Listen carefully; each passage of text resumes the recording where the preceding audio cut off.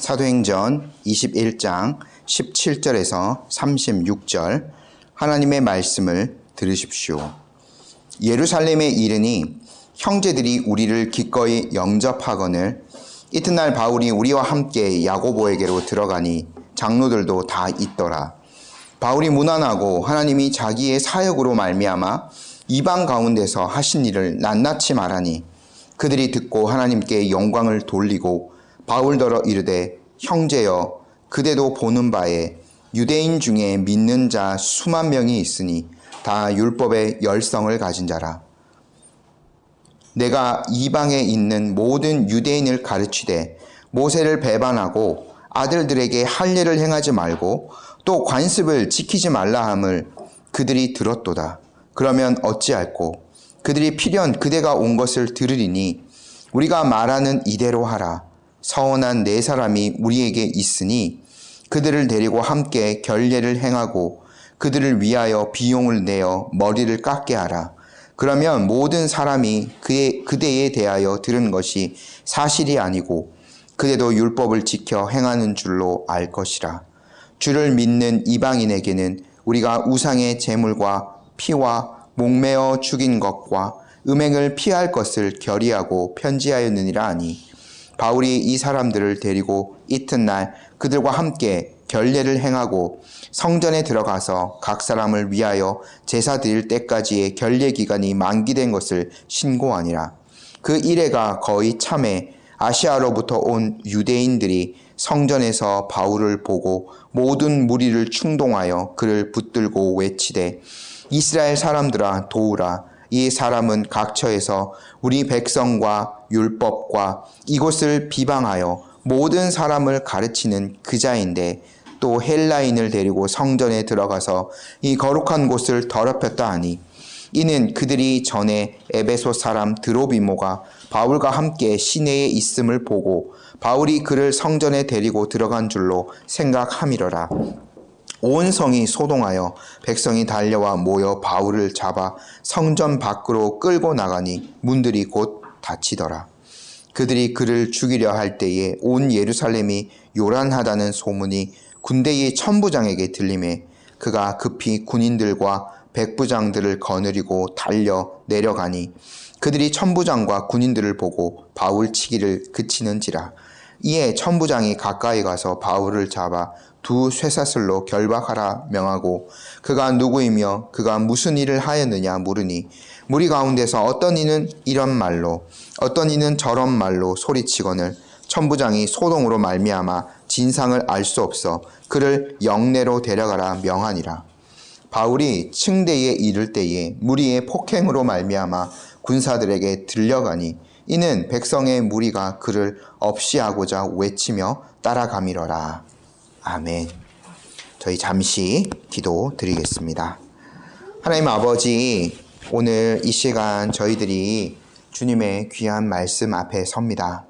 이 말씀 성령께서 밝히 비추어 주시고 저희가 하나님의 뜻을 잘 깨달아 알아 주님의 그 뜻을 받들고 순종의 자리로 나아갈 수 있도록 귀한 은혜 허락하여 주시기를 원합니다. 듣는 자와 전하는 자 모두 성령으로 충만한 시간 되도록 이 시간 함께하여 주옵소서. 예수님의 이름으로 기도드립니다. 아멘.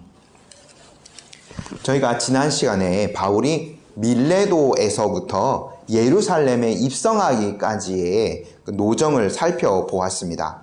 바울은 밀레도를 떠나서 고스, 로도, 바다라라는 도시를 들립니다. 근데 바다라라는 곳에서는 큰 배가 출항을 해서 거기에서 배를 타고 베니게로 이제 바울이 출발하게 됩니다. 베니게에서 가장 큰 도시가 두로, 항구 도시 두로였기 때문에 그 배는 두로에 정박을 하게 되고 그곳에서 약 일주일 정도를 머무르게 됩니다. 바울은 그 두로에 있는 주님의 제자들을 찾아서 그들과 함께 믿음의 교제를 나누었죠.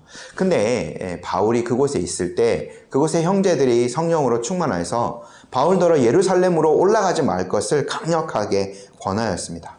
그러나 바울은 배를 타고 남쪽으로 다시 떠나게 되었고, 두로의 성도들은 바울을 성문 밖까지 전송하고 아내와 자녀들까지 나와서 바울과 함께 기도하고 사랑으로 그를 보내게 됩니다.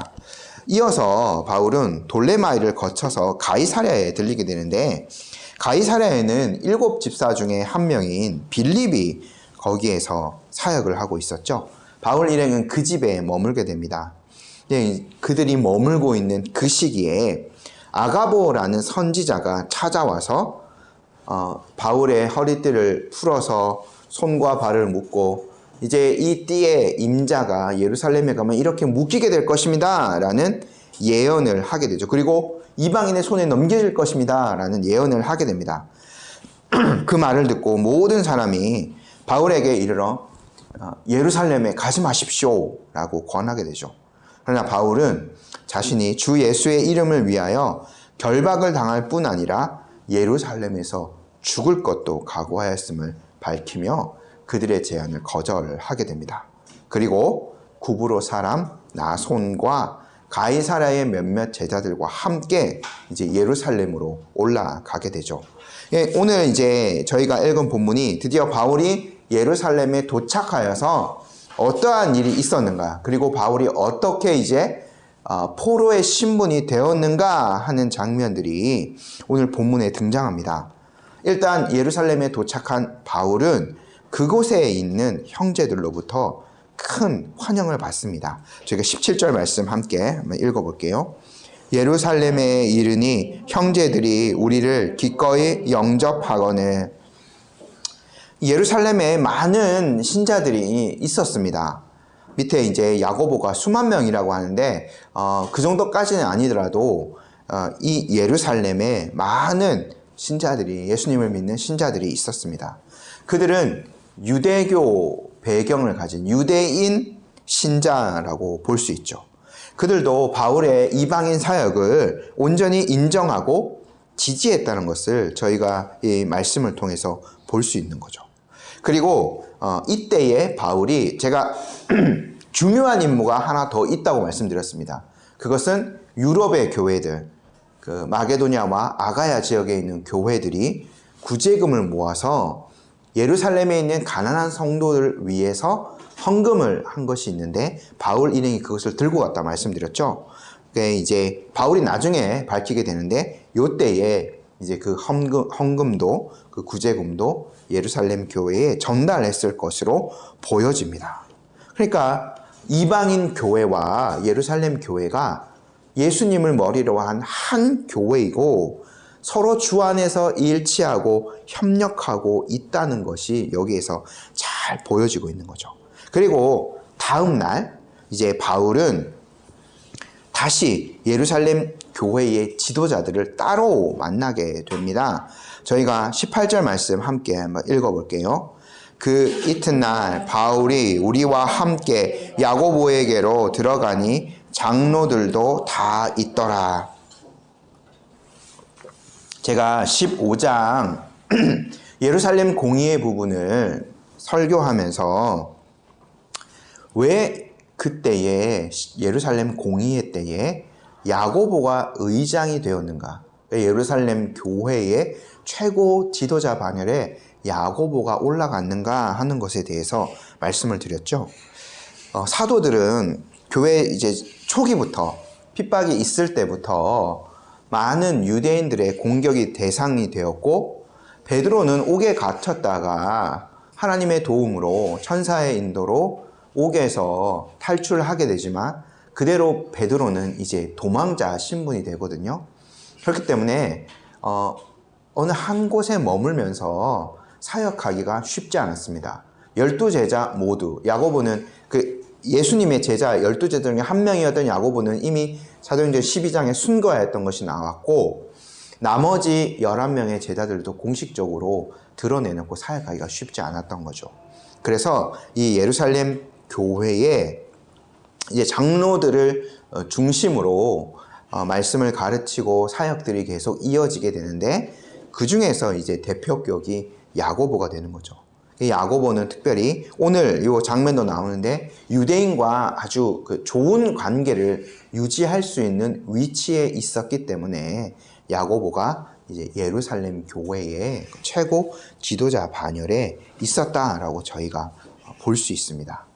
그래서 이제 바울이 그 야고보와 다른 예루살렘 교회의 장로들을 따로 만나서 그들에게 문안 인사를 드리고 이방인 사역에 대한 보고를 하게 됩니다.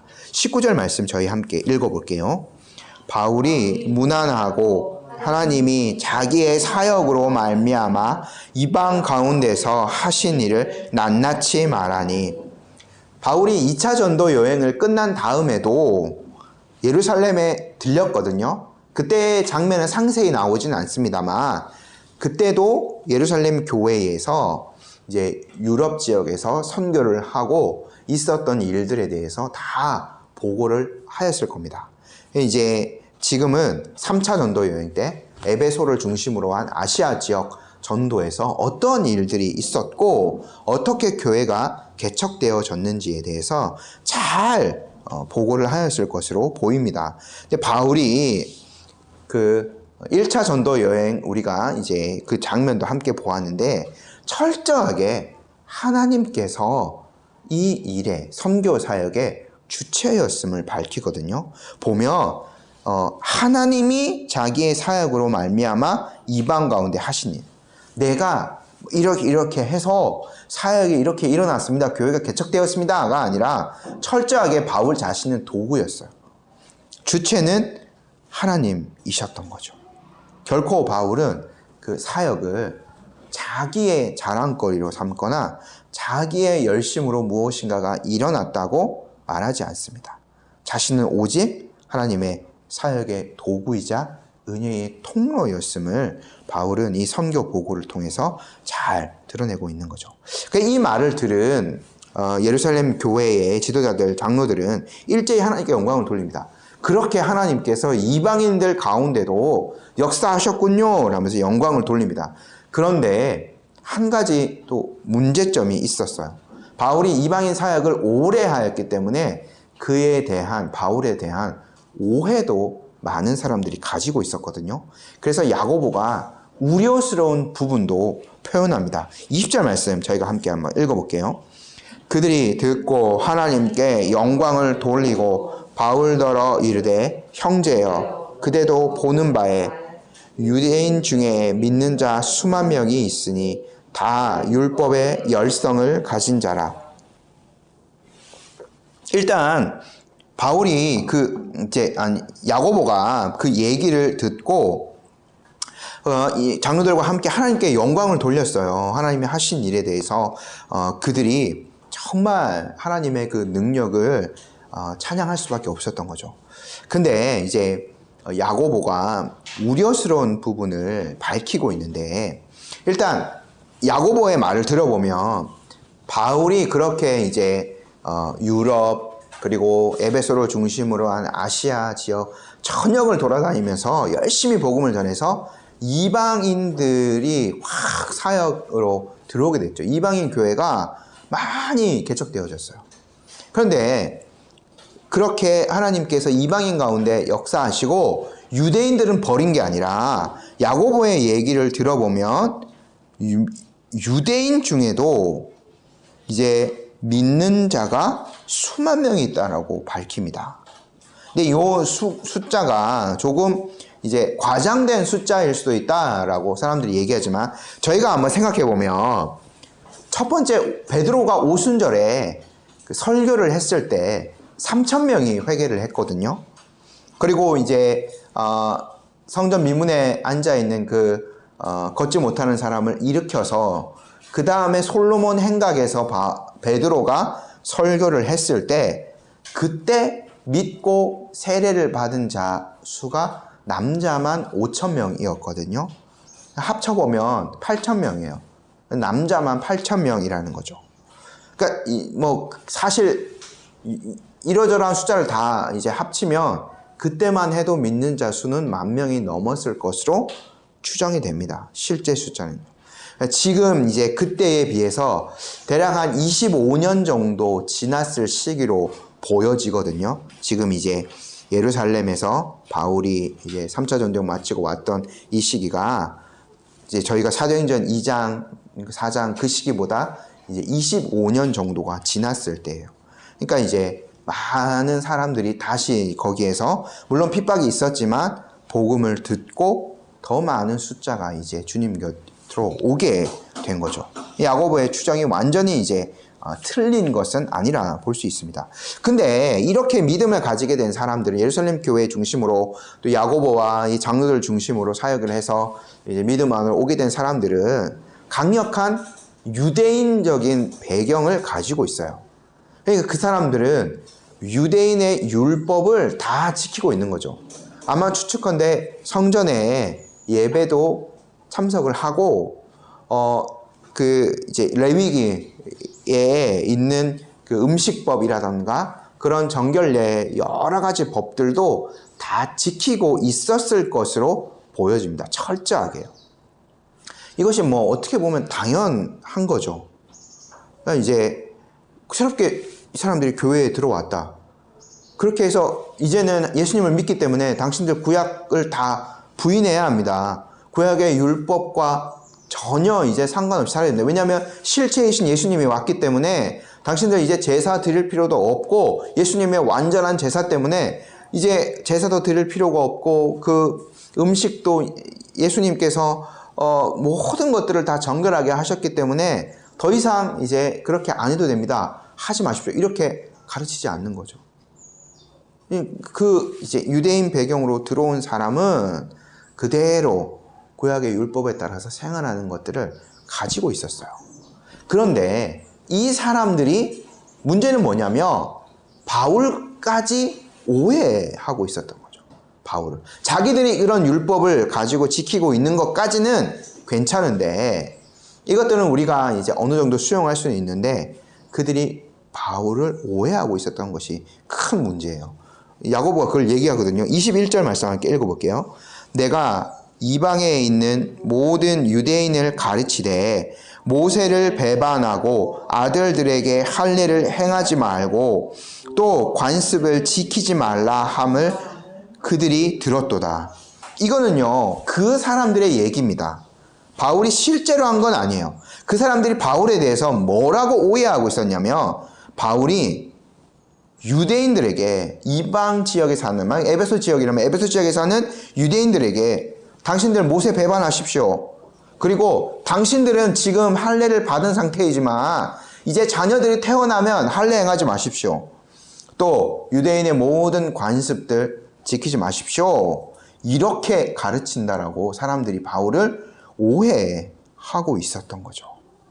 근데 저희가 이것들 생각해 볼 때 야고보가 지금 나중에 이제 25절에 예루살렘 공의회 15장에서 결정했던 내용을 그대로 얘기하는데 요 잘 연결해서 왜 야고보가 25절을 얘기했는지 이거 잘 연결해서 한번 생각해 봐야 됩니다.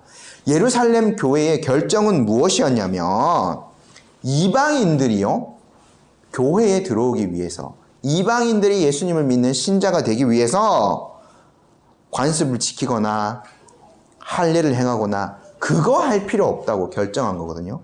그래서 바울도 이방에서 가르칠 때에 유대인들에게 할례 받을 필요 없다.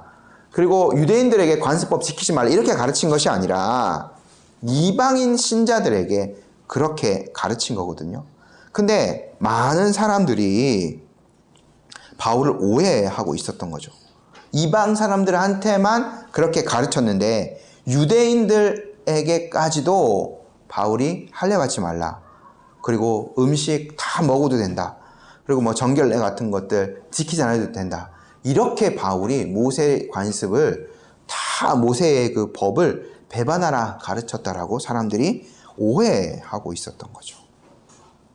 그러니까 이제 이 사람들은 바울에 대한 오해 또 배타적인 어떤 민족주의 등으로 바울을 쓸데없이 미워하고 있었던 겁니다. 그냥 이러한 지금 상황 가운데서 바울이 예루살렘에 당도하고 예루살렘 교회의 그 지도자들과 지금 교제를 나누었어요. 조금 이 지도자들이 난감한 위치에 처한 거죠. 근데 간단한 방법은, 제일 쉬운 방법, 나쁜 방법이지만 제일 쉬운 방법은, 야고보와 장로들이 바울과 우리는 다릅니다, 이렇게 이제 분리시키는 방법이 있지만, 그러나 지금 아까 제가 말씀드렸지만 이방인 교회와 예루살렘 교회, 유대인 중심으로 한 교회가 한 교회거든요. 서로 도움을 주고받고 예수님을 머리로 한 교회, 다른 교회가 아니에요. 야고보가 그렇게 할 수 없는 거죠. 그래서 야고보가 제가 15장 설교할 때도 말씀드렸는데 굉장히 지혜로운 사람이에요. 그래서 바울에게 당신도 율법을 잘 지키고 있다, 유대인으로서 율법을 완전히 무시하는 자가 아니라 복음을 전하고 있지만 유대인으로서 철저하게 율법을 지키고 있다는 것을 대외적으로 좀 드러나게 이렇게 증거하는 것들이 필요하다라고 이렇게 머리를 짜낸 것 같아요. 지금 이제 그 야고보가 제안하는 것은 바울에게 굉장히 무거운 것을 지어주는 것이 아니라 바울을 지키고자 하는 마음에서 지금 이제 22절부터 24절까지의 그 내용들을 행하기를 좀 권유하고 있는 거거든요. 저희 함께 한번 읽어볼게요. 22절부터 24절이요. 그러면 어찌할꼬 그들이 필연 그대가 온 것을 들으니 우리가 말하는 이대로 하라. 서원한 네 사람이 우리에게 있으니 그들을 데리고 함께 결례를 행하고 그들을 위하여 비용을 내어 머리를 깎게 하라. 그러면 모든 사람이 그대에 대하여 들은 것이 사실이 아니고 그대도 율법을 지켜 행하는 줄로 알 것이라. 지금 이제 야고보와 지도자들은 바울이 율법을 결코 무시하거나 율법을 폐하려고 하는 자가 아닌 것을 보여주기를 원했습니다. 그래서 이제 바울에게 지금 막 서원한 네 사람을 데려가 줄 것을 제안하죠.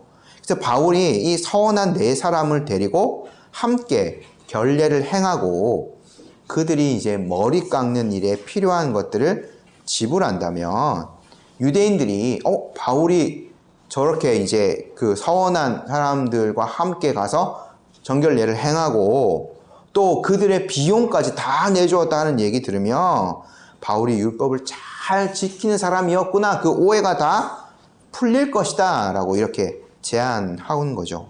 바울도요, 저희가 고린도에서 한번 봤는데 그 갱그레아에서 한번 머리를 깎은 일이 있었습니다. 그러니까 바울에게 아마 그때도 바울이 저희가 누가가 그 이제 머리 깎은 일, 무엇 때문에 머리를 바울이 깎았다, 뭐 상세한 내용은 기록하지 않지만 그걸 기록해 놓은 걸 보면 바울이 이 지금 야고보의 제안을 받아들이는 거 결코 어렵지 않았을 거예요. 근데 이제 저희가 머리를 깎는 거 생각하면 삼손 생각하실 수 있죠. 바로 나실인의 서원이었을 것으로 추측이 됩니다. 보통 요 서원 기간이 한 30일 정도라고 하는데 이 기간이 지나면 서원한 사람은 머리를 깎고 성전에서 제사를 드려야 하는데 야고보가 네 사람이 있는데 우리 중에라고 말하는 거 보면 아마 아까 믿는 유대인 수만 명 그 사람들 중에 네 사람이었을 것으로 보여져요. 근데 이 비용을 그 바울에게 좀 될 것을 얘기하는데 비용 많이 들거든요. 구약의 율법 그대로 하면 1인당 순양 2마리 그리고 암양 1마리 그리고 소재물 전제물 드려야 되는 그 비용이 들어요. 1인당 그 정도 드니까 4명 내려면 꽤 많은 비용을 이제 드려야 하는 거죠. 근데 유대인들은 가난한 사람들을 위해서 이러한 비용을 대신 지불하는 것을 매우 경건한 행동으로 생각했다고 합니다. 그래서요, 바울 또한 예루살렘이 아닌 그 이방인 지역에서 오랫동안 사역했잖아요. 그러니까 유대인들과 많이 섞여져 살았다는 거죠. 그래서 바울 스스로도 정결 예식을 행하고 또 4명의 다른 서원자들의 그 비용을 부담한다면 바울이 율법을 정말 잘 존중하고 있구나. 또 율법의 정신이 바울이 자기가 하는 것뿐만 아니라 네 사람의 비용까지 다 지불한 율법의 정신인 그 사랑을 실천하고 있다는 것을 유대인 그 배경을 가진 좀 강한 그 유대주의적 배경을 가진 신자들에게도 드러내는 것들을 이제 원했던 거죠. 무리한 것, 제가 거듭 말씀드리면 무리한 것 요구한 것이 아니라 바울을 지키기 위해서 또 바울이 유대인의 관습을 참 존중하고 있다는 것을 보여줘서 그 사람들의 마음을 누그러뜨리기 위한 교회의 평화와 일치를 위한 그런 지혜로운 행동이었다고 보여지는 거죠. 그리고 이제 야고보 제가 아까 말씀드렸던 대로 15장에 결정했던 내용을 다시 한번 언급합니다. 25절 말씀 함께 읽어볼게요. 주를 믿는 이방인에게는 우리가 우상의 제물과 피와 목매어 죽인 것과 음행을 피할 것을 결의하고 편지하였느니라 하니, 야고보가 왜 25절 다시 얘기하냐면 이거 이방인들에게는 우리가 이런 것들을 요구하는 것이 아니다라고 다시 한번 확증하고 있는 거예요.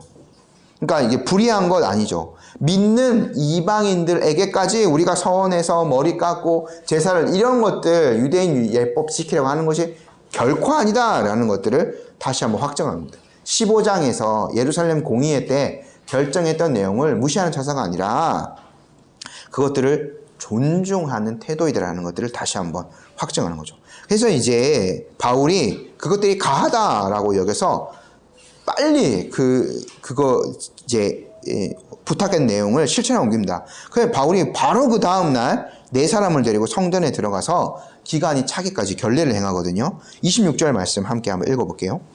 바울이 이 사람들을 데리고 이튿날 그들과 함께 결례를 행하고 성전에 들어가서 각 사람을 위하여 제사 드릴 때까지의 결례 기간이 만기된 것을 신고하니라. 바울이요, 강경한 유대인들과 이거 타협한 것 결코 아닙니다. 바울은 이거 안 해도 되는 자유가 있는 사람이라는 것도 누구보다 잘 알고 있었어요.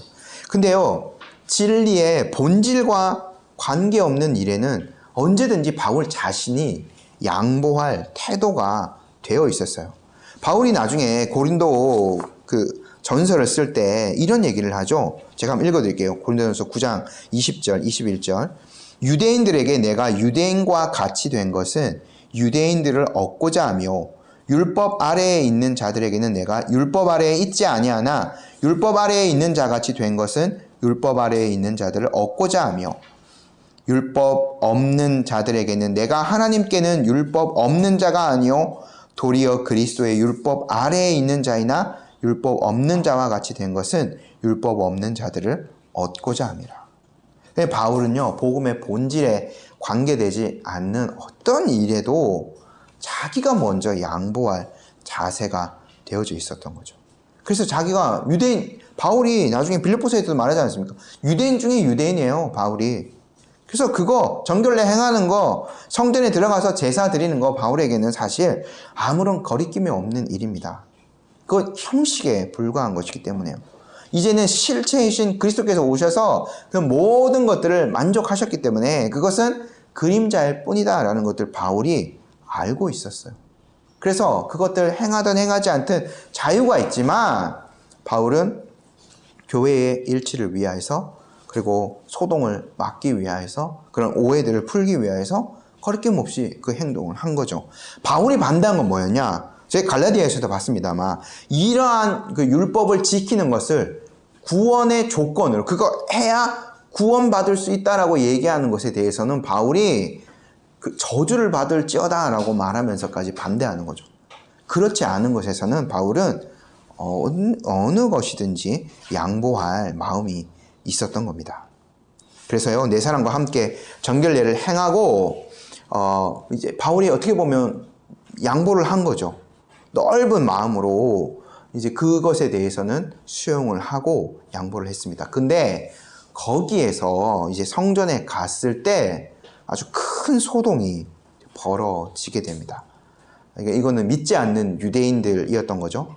그들이 바울을 마주치자마자 바울에게 아주 이제 크게 이제 시비를 걸게 됩니다. 27절 말씀 함께 한번 보도록 할게요.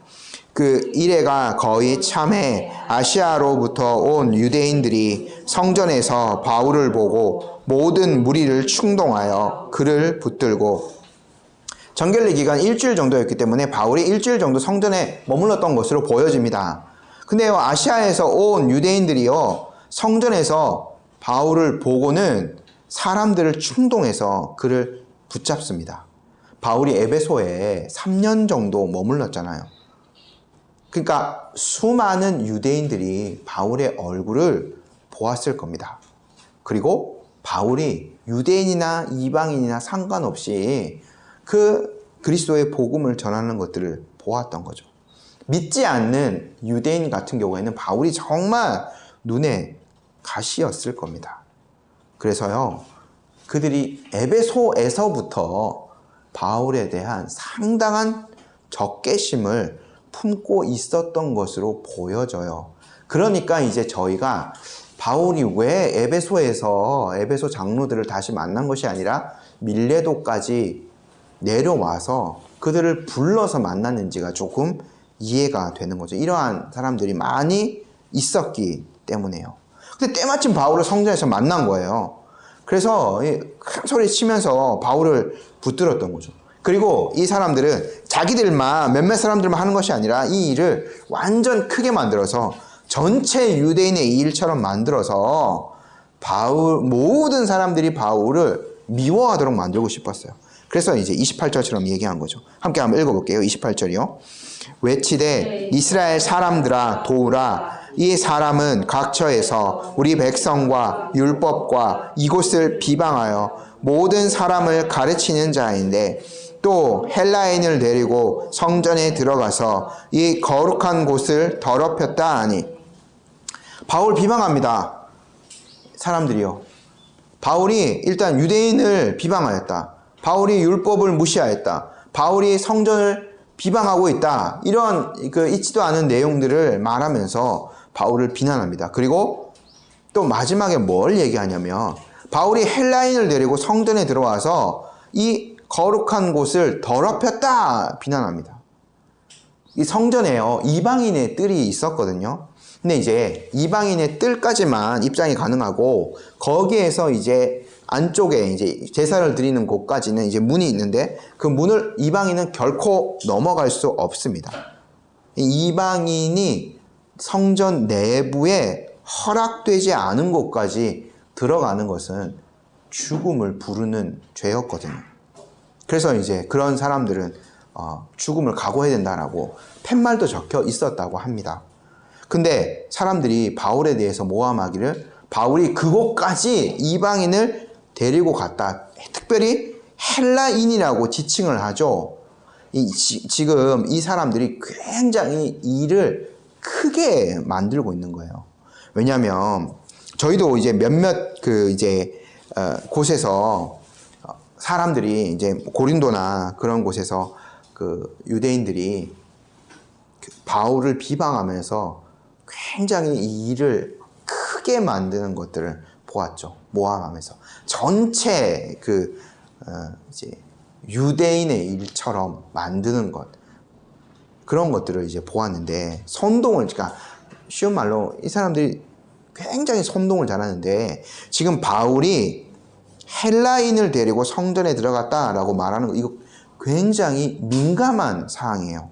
왜냐하면 지금 이때로부터 약 한 200년 전에, 그러니까 주전 2세기경에 무슨 일이 있었냐면 그때의 유대 지역은 그 헬라 왕조가 다스리고 있었어요. 그러니까 우리가 잘 아는 알렉산더 대왕의 알렉산더 대왕이 죽은 다음에 그 정복 지역이 이제 뭐 한 4개 정도의 나라로 나누어지는데 헬라 제국이 된 거죠. 나누어진. 근데 이제 이 유대 지역을 다스리던 왕조는 헬라 왕조 중에 하나인 셀류쿠스 왕조였어요. 근데 거기에 그 안티오쿠스 4세라는 사람이 굉장히 폭정을 했던 사람입니다. 그래서 이 사람이 유대인을 미워하여서 그 성전에다가, 지금 이 예루살렘 성전에다가 제우스 그런 신상들, 이방 신상들. 저희가 그 고린도라든가 이런 거에서 제가 많이 말씀을 드렸습니다. 특별히 이제 아테네 전도할 때 17장에서 그런 이방 신상을요 예루살렘 성전 안에 세워버려요. 이 안티오코스 4세가요. 그리고 성전의 기물들 약탈하고요. 일부러 공격을 안식일에 공격을 해요. 안식일에 유대인들 일을 하지 않잖아요. 무기를 잡을 수 없어요. 그러니까 안식일에 이 안티오코스 4세가 예루살렘을 공격하여서 수만 명을 학살하게 됩니다. 그리고 성전에서 매일 드리는 제사도 폐지하고 심지어 율법책을 불에 태우기도 했다는 이 굉장히 좀 폭압적인 사람이었던 거죠. 그 사람이 헬라인이었어요. 헬라 왕조였어요. 근데 이제 그때에 유다 마카비 가문이 일어나서 다시 예루살렘을 탈환하였고 이때를 기념하는 절기가 겨울에 있는데 이것을 유대 절기로 하누카라고 하는데 요 절기는 성경에 나옵니다. 예수님께서 요한복음 10장 22절에 수전절에 예루살렘에 올라가신 그 기록이 요한복음 10장 22절에 나오거든요. 이 10장 22절에 나오는 이 수전절이 하누카예요. 성전을 정화한 바로 그날이었던 거죠. 성경에 기록되어 있지는 않지만 유대인들에게 불과 200년 전에 이런 역사가 있었어요. 헬라인들이 성전에 침입해서 성전을 완전 짓밟아버린 그런 일이 있었던 거죠. 그러니까 헬라 사람이 성전에 들어온다는 것은 굉장히 민감한 일이었던 거죠. 헬라인이 들어와서 지금 성전을 돌아다니고 있다 하는 것은 그때의 그 가슴 아픈 역사가 다시 그들에게 기억되는 거나 마찬가지였던 거죠. 그래서 지금 이제 성전에서 이렇게 지금 충동을 하고 있는 유대인들이 매우 자극적인 소재를 가지고 사람들을 선동하고 있는 거예요. 거기에 확 이제 일어날 수밖에 없는 거죠. 민족적인. 다시 여기서 민족적인 것들이 나오는데 헬라 사람과 유대 사람을 구분하고 그 가슴 아픈 역사들을 떠올리게 하면서 이제 많은 사람들이 바울을 미워하도록 만드는 거죠. 근데 누가가 그 사실을 온전히 밝혀주고 있죠. 29절에 제가 한번 읽어볼게요. 이는 그들이 전에 에베소 사람 드로비모가 바울과 함께 시내에 있음을 보고 바울이 그를 성전에 데리고 들어간 줄로 생각함이로라 라고 되어 있죠. 그러니까 이 드로비모가 에베소 지역 출신이에요. 그러니까 에베소 사람들 지금 에베소 지역에 사는 유대인들이에요. 바울을 이제 잡으라고 충동하는 사람들. 그러니까 드로비모의 얼굴을 알고 있었을 겁니다. 근데 바울은 그와 함께 있긴 했지만 결코 그를 성전 그 안쪽까지 데리고 가진 않았죠. 바울은 서운한 네 사람과 함께 성전에 들어갔던 거예요. 유대인 예법을 잘 지키고 있는 바울에게 이러한 모함을 씌워서 그를 붙잡고 이제 죄인 취급하려고 했던 거죠. 그러니까 있지도 않은 그 사실을 부풀려서 사람들을 선동한 거예요. 이거 매우 민감한 상황이라 말씀드렸죠. 그래서 유대인들이 일제히 이제 바울에게 달려들게 됩니다. 그리고 바울을 성전 밖으로 끌고 가죠. 30절 저희 함께 읽어볼게요. 온 성이 소동하여 백성이 달려와 모여 바울을 잡아 성전 밖으로 끌고 나가니 문들이 곧 닫히더라. 바울은 유대인들의 마음을 누그러뜨리기 위해서 최선의 노력을 다했습니다. 그러나 돌아온 것은 뭐예요? 그들의 증오심, 그들의 그 폭력이었어요. 이 유대인들은 자신들의 오해 그리고 거짓을 적절히 섞어서 바울을 죽이려고 했습니다. 근데 저희가 이 30절 말씀을 좀 유심히 봐야 되는 게 뭐냐면 어떤 이 사도행전 해설자들은 이 성전 문이 닫힌 거 30절에 아주 상징적인 의미를 부여하기도 합니다. 사도행전에서요, 지금 마지막으로 예루살렘 성전이 나오는 장면이고요. 또한 지금 바울을 거짓으로 모함하여서 바울을 밖으로 끌어내는 이 모습이 성경에 기록된 마지막 예루살렘 성전의 모습이에요. 조금 오해하실 수도 있는데 나중에 바울이 성전 얘기하자 너희 몸이 하나님의 성전이다 얘기하는데 그거는 성전을 비유로 설명하기 위해서 성전을 말한 것이지 예루살렘 성전이 이제 나오는 그 장면은 지금 사도행전 20장 30절이 마지막인 거예요. 나중에 이제 계시록에 나오는 그 성전은 그 하늘에 있는 우리가 이제 천상에서 보게 될 그 성전이고요. 예루살렘, 그 땅에 있는 예루살렘 성전의 모습은 요 20장 31절이 마지막인 거죠. 성전 문이 닫혀져 버렸어요. 그러니까 누가가 이것을 왜 이렇게 기록해 놓았냐? 예루살렘 성전이 이때까지 그곳에 부여된 영광스러운 역할을 모두 이행하기를 멈추어 버린 순간으로 이제 누가가 이해했던 것 같아요. 한때는 하나님의 집이었죠. 만민이 기도하는 집이라고 불리던 곳에서 이제는 하나님의 메시지와 하나님의 사역자를 추방하고 문을 닫아버린 거예요. 그러니까 이 행동은 바로 성전의 멸망을 확정한 것이나 마찬가지였죠. 예수님께서 성전 파괴의 시기에 대해서 말씀하셨죠. 그 시기가 이제 무르익고 있었던 겁니다. 사람들은요, 바울을 밖에 데리고 나서 바로 바울을 죽이고 싶어 했어요. 근데 아이러니하게도 그런 절체절명의 순간에 바울을 구한 게 누구였냐면 로마의 천부장이었습니다. 31, 32절 말씀 함께 읽어볼게요. 그들이 그를 죽이려 할 때에 온 예루살렘이 요란하다는 소문이 군대의 천부장에게 들림에 그가 급히 군인들과 백부장들을 거느리고 달려 내려가니 그들이 천부장과 군인들을 보고 바울 치기를 그치는지라. 저희가 보통 백부장은 100명의 군인, 천부장은 1000명의 군인을 거느리고 있는 로마의 군대 장관으로 알고 있습니다. 천부장, 여기서 지금 나오는 천부장은 예루살렘의 치안을 담당하는 고위 관리예요. 군대를 거느리고 있고요. 700명 이상, 1000명 가까운 그 군대를 거느리고 있고, 폭동이 발생하면 가서 적절하게 진압하는 것이 그의 의무예요. 사태가 커지기 전에 막아야 합니다. 로마에는 겉으로 보기에는 항상 평화를 유지해야 하기 때문이에요. 특별히 유대인의 명절 같은 경우에는 이런 소동이 자주 발생해요. 예수님도 6월절에 잡히셨잖아요. 이런 것들이 자주 발생했기 때문에 아마 지금 이 로마의 천부장도 비상경계 상태로 대기하고 있었을 거예요. 근데 지금 성전에서 한 사람을 끌어내서 수많은 사람들이 둘러싸고 죽이라 마라 막 하는 소동이 발생한 거예요. 그가 그 소식을 듣자마자 이제 달려온 거죠. 아마 이 로마 군대는 기병이랑 보병이 다 있었을 건데 말을 타고 빨리 달려오지 않았다면 바울이 그 사람들의 손에 의해서 죽었을지도 모를 것 같아요.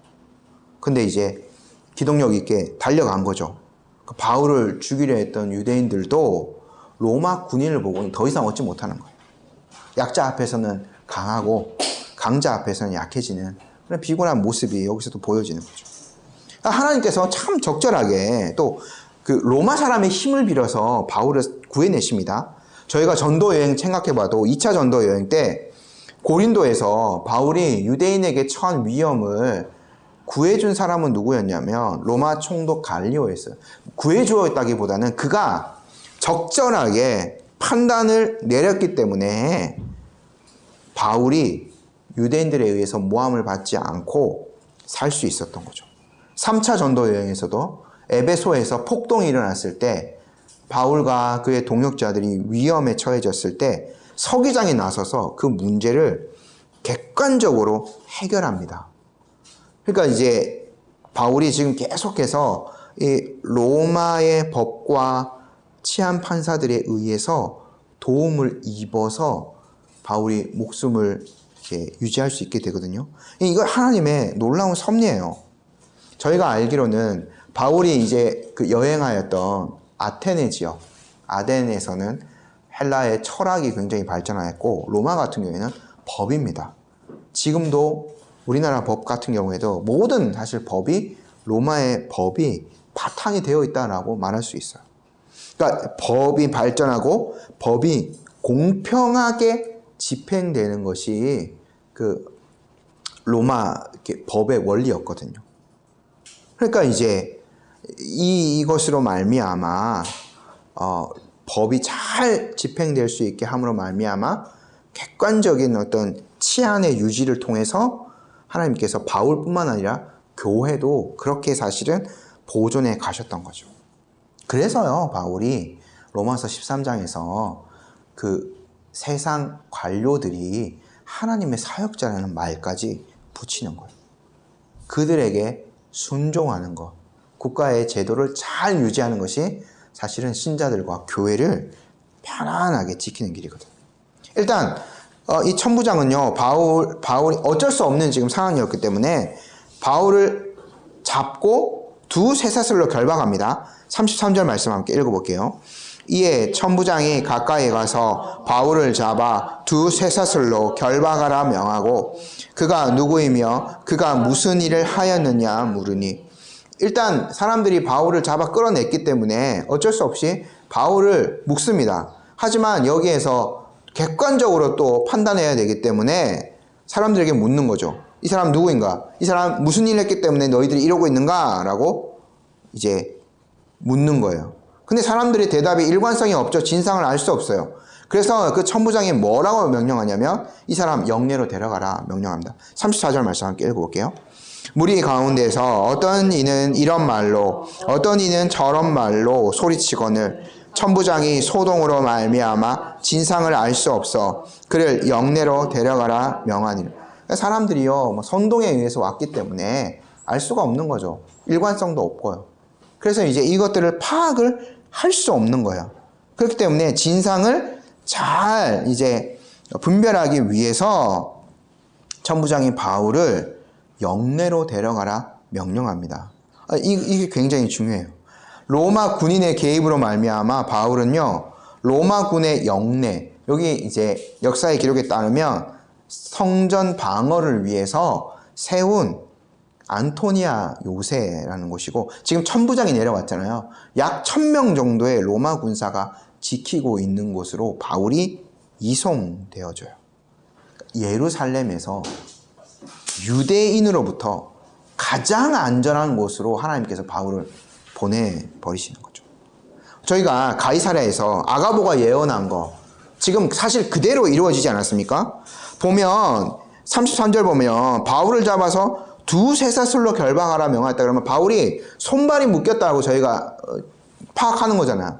그러면은 아가보가 바울 허리띠 가지고 그렇게 손발 묶고 했던 것들 그대로 이루어졌죠. 그리고 아가보가 뭐까지 예언했어요? 이방인에게 넘겨질 것이다 예언했는데 지금 이방인 로마 군인에게 바울이 넘겨졌잖아요.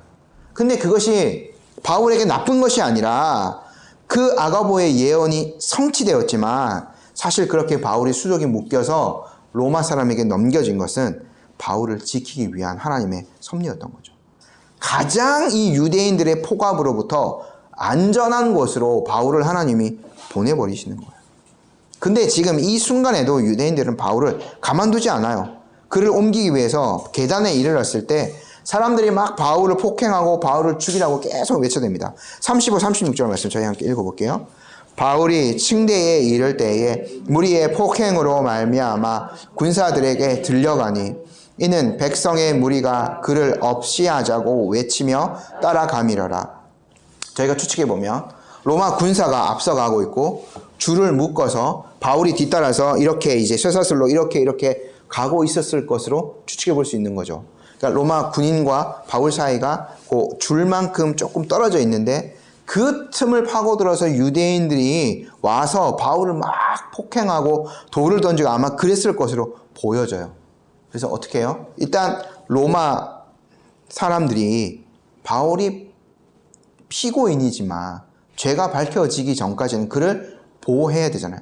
그리고 처벌을 해도 유대인이 자기가 자력구제로 바울을 처벌하는 것이 아니라 로마 법에 의해서 바울을 다스려야 해요.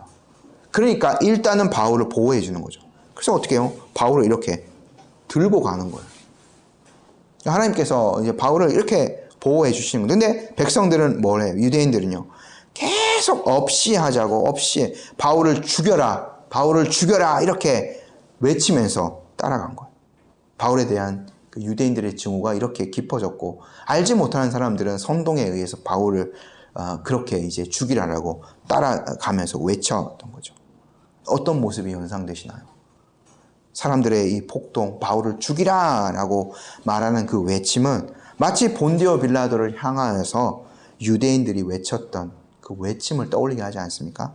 그를 십자가에 못 박으라 라고 말하였던 바로 그 외침이요. 결국 그 사람들이 승리한 것처럼 보였어요. 본디오 빌라도는 그 사람들의 그 선동, 유대인들의 그 외침에 넘어가서 예수님을 십자가에 못 박게 내어주지 않았습니까? 그러나 결국에는 그들이 패배했어요. 그 외쳤던 사람들이 패배했어요.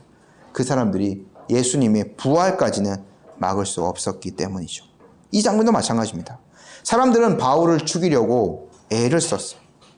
여러 가지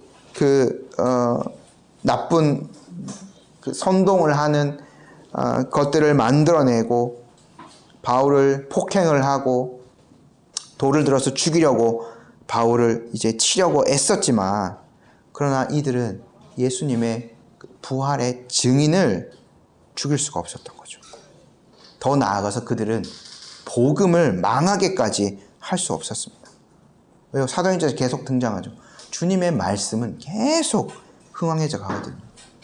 이렇게 폭행을 당하고 박해를 당할수록 주님의 말씀은 더 흥황해져 갑니다. 부활의 증인을 결코 이 사람들이 인간적인 방법으로는 막을 수 없었던 거죠.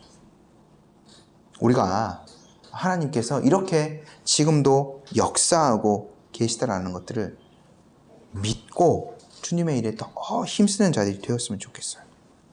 하나님께서 지금도 어떠한 방법을 써서라도 주님의 백성들을 지키시고 주님의 교회를 보존해 가세요. 모든 장애물들을 주님께서 뛰어넘을 수 있도록 섭리해 주시고 인도해 주십니다. 그 하나님의 은혜와 섭리를 믿고 주님이 오실 때까지 주의 일에, 또 이 복음의 그 확장을 위해서 더 힘쓰는 저희와 또 우리 교회가 되었으면 좋겠습니다. 아멘. 잠시 기도드리도록 하겠습니다.